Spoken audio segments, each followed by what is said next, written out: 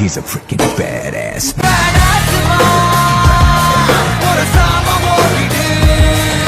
Welcome back to VRT commentary rockstars. இன்னைக்கு நம்ம பார்க்க போறது Boruto 2 Blue Vortex manga chapter 2 chapter 4. சரி, ஓகே, ஓவரா பேசாம அப்படியே உள்ள போயிடலாம். Wake up to reality.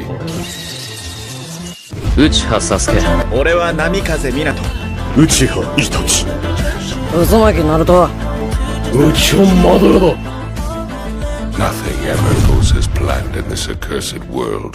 Open பண்ணா போன சாப்டர்ல பொருட்டோ கோடுக்கு தெரியாமலே ஒரு தவளை அனுப்பிச்சு டென்டெயில்ஸ் எங்க இருக்குன்னு கண்டுபிடிச்சிருப்பான்ல. கோடுக்கு வந்து பொருட்டோ சொன்னதெல்லாம் ஞாபகம் வரும். அதாவது பொருட்டோ வந்து நீ இப்படி டென்டெயில்ஸ் பண்ணதால எதிர்காலத்துக்கு ரொம்ப மோசமான விளைவுகளா ஏற்பட போது சொல்லியிருப்பான்ல. அதை அப்படியே யோசிச்சு பார்த்துட்டு இருப்பான். பொருட்டோ வந்து கோட ஸ்பை பண்ண வச்சிருப்பான்ல ஒரு ஃப்ராக். அந்த ஃப்ராக் என்ன பண்ணா அதுகிட்ட இருந்து என்னமோ ஒரு லீஃப் லேஜ் சிம்பிள் மாதிரி என்னது கீழே போடும். பொருட்டோ கிட்ட இருக்கிற தவளை என்ன சொல்லும், சீக்கிரம் பொருட்டோ, நமக்கு நேரம் இல்ல. அதுக்கு பொருட்டோவும் கொஞ்ச நேரம் சும்மா இருக்கியா, நான் இன்னும் எங்க தாத்தா அளவுக்கு இதை மாஸ்டர் பண்ணல. பொருட்டோ வந்து தவளை கிட்ட பேசிட்டு இருப்பான்ல. அதை பார்த்துட்டு கவாக்கி ஒண்ணுமே புரியல, இவன் யார்கிட்ட பேசிட்டு இருக்கானு. ஏன்னா அந்த தவளை ரொம்ப குட்டியாவும் இருக்கு, அந்த காலருக்குள்ள ஒளிஞ்சிட்டு இருக்கு. அதுக்கப்புறம் பொருட்டோ ஃபிளைங் தண்டர் கார்டை யூஸ் பண்ணி அப்படியே கோடு இருக்க இடத்துக்கு வந்துருவான். இவன் எப்பறம் வந்தானு கோடெல்லாம் அப்படியே ஆச்சரியமா பாப்பான். பொருட்டோவும் டென்டெயில்ஸ் இருக்கிற ஹோட்டல்ல பார்த்தா டென்டெயில்ஸ் அங்க இல்ல.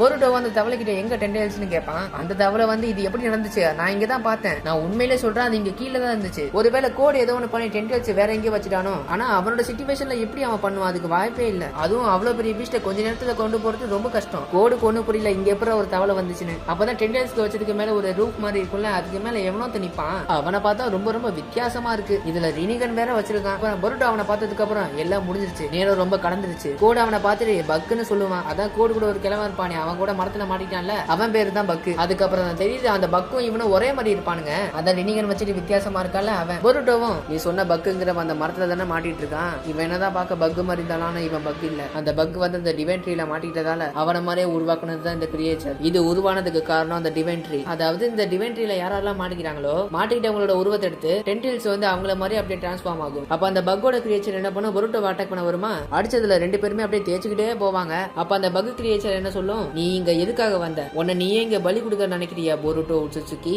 அப்ப பொருட்டோ ஒரு ஆன்சனை பண்ணி லைட்னிங் ரிலீஸ் பண்ணுவான். அது ஷாக் அடிச்ச காக்கா மாதிரி அப்படியே தெரிச்சு போகும். அதுக்கப்புறம் அந்த பக் கிரியேச்சர் வந்து கையை வந்து டைனோசர் வாய் மாதிரி ஆக்கி பொருட்டோவை அட்டாக் பண்ண வரும். ஆனா பொருட்டோ ஃபிளைங் தண்டர் கார்டை யூஸ் பண்ணி அதுகிட்ட இருந்து தப்பிச்சிருவானா. பொருட்டோ யூஸ் பண்ண சுட்சுவை பார்த்துட்டு அது கடுப்பேற்ற சுட்சுவால இருக்கு அப்படின்னு சொல்லுது. கோடும் இது எப்படி இந்த மாதிரி ஆச்சு, இப்பவே என்கிட்ட சொல்லுன்னு கத்துன்னு கத்துவான். கத்துனதோட முடியாம அப்படியே கீழே விழுவான். ஏன்னா அந்த உசிகோ இன்னும் அவன் உடம்புல தானே இருக்கு. பொருட்டோவை கோடு உடம்புல இருக்கிற உசிகோவை ரிலீஸ் பண்ணிடுவான். பொருட்டோவை கோடு கிட்ட, நான் அந்த உசிகோவை ரிலீஸ் பண்ணிட்டேன், சண்டை போட தயாராரு, நீ சாக கூடாதுன்னு நினைச்சனா எனக்கு உதவி பண்ணு, பேசுறதுக்குலாம் இப்ப நேரம் இல்ல. கோடு டென்டெயில்ஸ் எப்படி இந்த மாதிரி மாறிச்சு, அதுக்கு என்ன ஆச்சுன்னு கேட்பான். நான் உங்ககிட்ட ஏற்கனவே சொன்னேன், அந்த டிவைன் ட்ரீக்குள்ள பக் மாட்டிட்டதால தான் டென்டெயில்ஸ் வந்து இப்படி ஆகிருக்குன்னு. இந்த மாதிரி பக்குக்கு மட்டும் ஒன்னும் ஆகல, நிறைய பேர் அந்த மாதிரி மரத்துல மாட்டிட்டு இருக்காங்க. அப்ப திடீர்னு ஒருத்த சாக்கரான்னு எவனோத்த மேல மிதந்துட்டு இருப்பான். எல்லா உலகத்தோட வாழ்க்கையும் எப்பவுமே அழிவுதான். ஒரு டிவைன் ட்ரீ மட்டும் அந்த உலகத்துக்கு வந்துச்சுன்னா அது அந்த உலகத்துல இருக்கிற எல்லா சாக்கராவே உறிஞ்செடுக்கும். உயிரோட இருக்கிறதுங்க கிட்ட கூட சாக்கரா இருக்கும். அப்படி எல்லா சாக்கராவும் ஒன்னா சேர்ந்துச்சுன்னா அந்த மரத்துல ஒரு பழம் உருவாகும். அதுதான் சாக்கரா ஃப்ரூட். சொல்ல போனா அதுதான் எங்களோட உண்மையான நோக்கமே. ஆனா கோடு உனக்கு தான் ரொம்ப நன்றி சொல்லணும், நீ பண்ண வேலையால தான் எங்களால இப்படி உருமாற முடிஞ்சுது. அதாவது கோடு வந்து டென்டெயில்ஸோட சாக்கராவை பாட்டா எடுத்து ஒரு உருவமா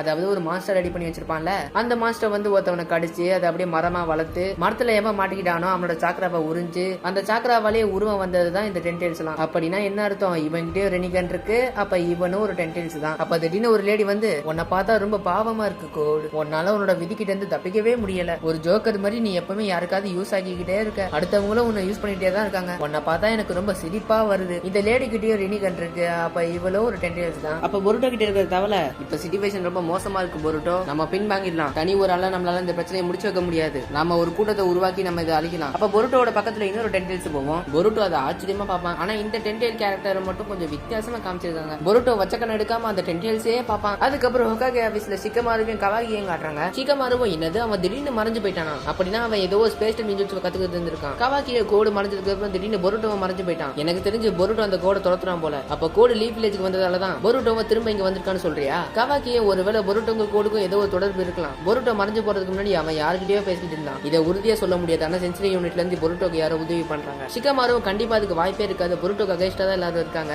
அதனால சென்சரி யூனிட்ல ஸ்பை இருக்க வாய்ப்பே இல்ல. அப்ப சாரடா ஒரு என்ட்ரியை கொடுத்து இத பத்தி இன்னுமா யோசிக்கிறீங்க, கோடு லீஃப் வில்லேஜ் அட்டாக் பண்ணா அதை தெரிஞ்சுக்கிட்டு பொருட்டோ நம்மள காப்பாத்த வந்தான். ஒருவேளை அவன் ஏடா கிட்ட கூட பேசிருக்கலாம். அதனால ஏடா கிட்ட போய் ஒரு வாட்டி கேட்டு பாருங்க. கவாக்கியும் கண்டிப்பா அப்படி இருக்காது சாரடா. பொருட்டோ இப்ப ஒரு ஒட்டுச்சுக்கி. அவனோட இலக்கு என்னவா இருந்தாலும் சரி, அவன் ஒரு ஒட்டுச்சுக்கின்றதால அவன் கண்டிப்பா செத்தே ஆகணும். சாரடாவும் அப்ப அப்படி பார்த்தா நீ கூட தான் ஒரு ஒட்டுச்சுக்கி. அப்ப ஒன்ன போட்டு தெளிவா. கவாக்கி சாரடா கிட்ட போவான். என்ன லிப் டு லிப் கிஸ்ஸா அடிக்க போறான். இவ்வளவு தூரம் போறான் பாரு. சீ, இவ்வளவு கிட்ட போறான் பாரு. சரி ஓகே, கவாக்கியும் நான் ஒட்டுச்சுக்கியை கொலை பண்ற ஒரு ஒட்டுச்சுக்கி. என் சக்திகள் எப்பவுமே ஒட்டுச்சுக்கியை கொலை பண்ண மட்டும் தான் துடிக்கும். ஒருவேளை நான் எல்லாத்தையும் முடிச்சிட்டேன்னா நான் சந்தோஷமா நானே இங்க இருந்து போயிடுவேன். அது வரைக்கும் நான் இப்படிதான் இருப்பேன், இப்படிதான் பண்ணுவேன். என்ன உனக்கு புரிஞ்சுதா? சாரடாவும் நானும் மறுபடியும் சொல்றேன், நீ இப்படி பண்றதை நான் விட மாட்டேன். ஷிகமாரும் ரெண்டு பேரும் கொஞ்சம் பேசாம இருக்கீங்களா? இப்ப இங்க நான் தான் ஹோக்காகே. சரி, அந்த மரத்தை பத்தி சொல்லுங்க. அதுலயும் கிளாமாக்ஸ் எல்லாம் இருக்கா? கிளாமாக்ஸ் இருக்கிற எல்லா மரத்தையும் நம்ம லீஃப் வில்லேஜ்ல வைக்க போறோம்னா? சாரடாவும் எனக்கு சரியா தெரியல. ஆனா அந்த மரத்துல மாட்டிட்டவங்க எல்லாரும் உயிரோட தான் இருக்காங்க. இப்ப என் மண்டையில என்ன ஓடுதுன்னா, பொருட்டோக்கு இதை பத்தி என்னமோ உனக்கு தெரிஞ்சிருக்கு. ஷிகமாரும் அப்ப அதுக்காக தான் அவன் கோடு தேடி போறானா?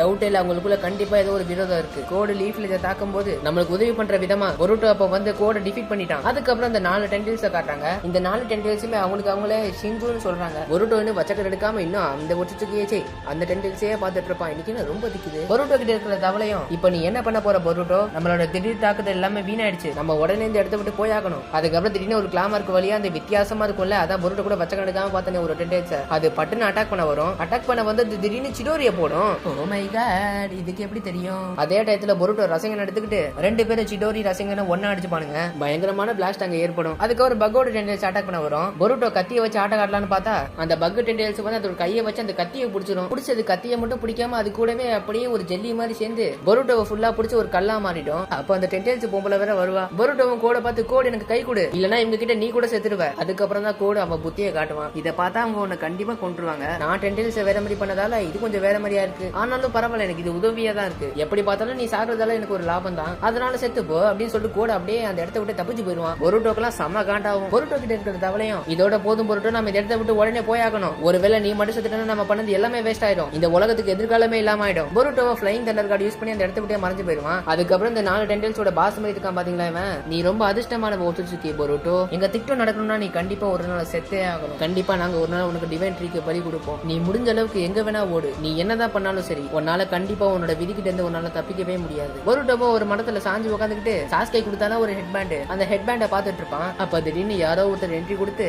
என்னப்பா நீ பண்றத பார்த்தா நீயே இந்த உலகத்தை அழிச்சிருவ போல, மறுபடியும் அந்த மாதிரி அவசரப்படாத பொருட்டோ, என்ன மன்னிச்சிடுங்க, நான் கொஞ்சம் பேனிக் ஆயிட்டேன். அந்த என்ட்ரி கொடுத்த ஆளு யாருன்னு பார்த்தா கோஜி காஷ்னு. நான் ஒன்னு சமாதானப்படுத்த வரல. ஆனா நான் ஒன்னு சொல்றேன், இப்படி நடக்க கண்டிப்பா நிறைய வாய்ப்பு இருக்குதான். நடந்ததை மாத்த முடியாது. என்னதான் நடந்தாலும் நம்ம கண்டிப்பா திரும்ப சண்டை போட்டே ஆகணும். பொருட்டோவும் அந்த மரத்தை பார்த்து, என்ன மன்னிச்சிடுங்க, நீங்க இன்னும் கொஞ்ச நாள் இதுல இருந்துதான் ஆகணும்னு நினைக்கிறேன், என்ன மன்னிச்சிடுங்க சாஸ்கே. அதுக்கப்புறம் பார்த்தா தான் தெரியுது நம்ம சாஸ்கே அந்த மரத்துல மாட்டிக்கிட்டு இருக்கான். என் தலைவனை என்னடா பண்ணி வச்சிருக்கீங்க? சரி ஓகே, இதோட இந்த சாப்டர் 4 முடிஞ்சது. இதுக்கப்புறம் அடுத்த சாப்டர்ல பார்ப்போம். சாப்டர் 5 இன்னும் வரல, வந்தா தட்டி தூக்கிடுவான். சரி ஓகே, பை பாய்.